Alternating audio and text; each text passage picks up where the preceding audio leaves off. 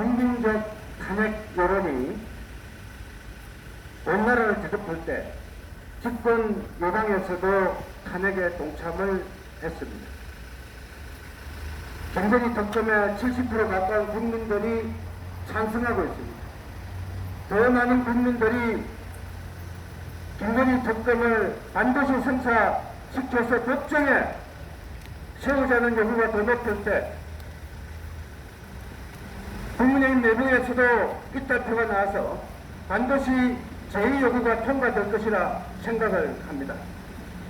만약에 이번에 특검이 성사되지 못하면 다음 국회에서도 성사되지 못하면 윤석열 대통령 임기가 끝난 이후라도 그때는 김건희 윤석열 특검을 발의해서 부정한 권력자들을 반드시 단무대에 세우겠다는 것이 정의당 입장입니다.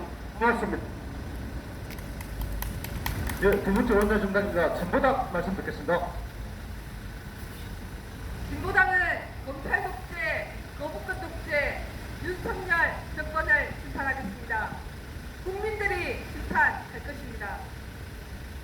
정부와 여당은 검찰 조사에서 김건희 씨의 혐의점을 찾지 못했다고 말합니다. 혐의를 못 밝힌 게 아니라 조사를 안 한 것입니다. 여당 주장대로 죄가 없으면 불기소 처분을 하면 될 일입니다. 그런데 검찰은 조사도 하지 않고 불기소 처분도 내리지 않고 시간만 보내고 있지 않습니까? 그것이 이 특검의 시작된 이유입니다.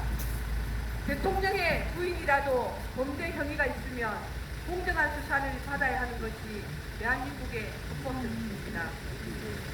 윤석열 대통령에게 경고합니다.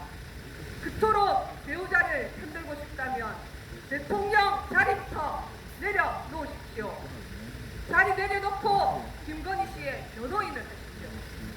국민들은 대한민국 헌법을 지킬 대통령을 선출했지 김건희 씨 남편을 선출한 것이 아닙니다. 국민의힘 의원들에게 말합니다.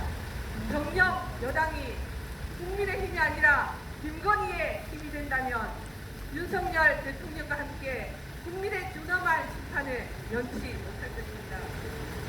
대한민국의 법과 원칙을 지키는 것은 이제 윤석열 퇴진밖에 없음을 국민들은 이제 다 알고 있습니다.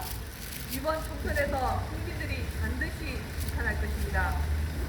윤석열 정권의 독재를 끝장내고 진보적 국회를 만드는데 진보당이 앞장서겠습니다. 그 길에 주쟁으로 앞장서겠습니다. 주쟁!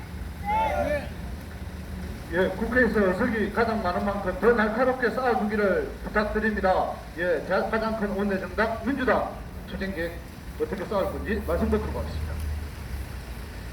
예, 더불어민주당 공단노당 기본사위원장 김신호입니다. 상식과 원칙, 공정이 이루어졌습니다. 2년 전 윤석열 대통령이 대통령 되기 전 후보 시절 대장동 특검과 관련해서 이런 말을 했습니다. 특검을 왜 거부하고 죄를 지었으니까 그런 거 아닙니다.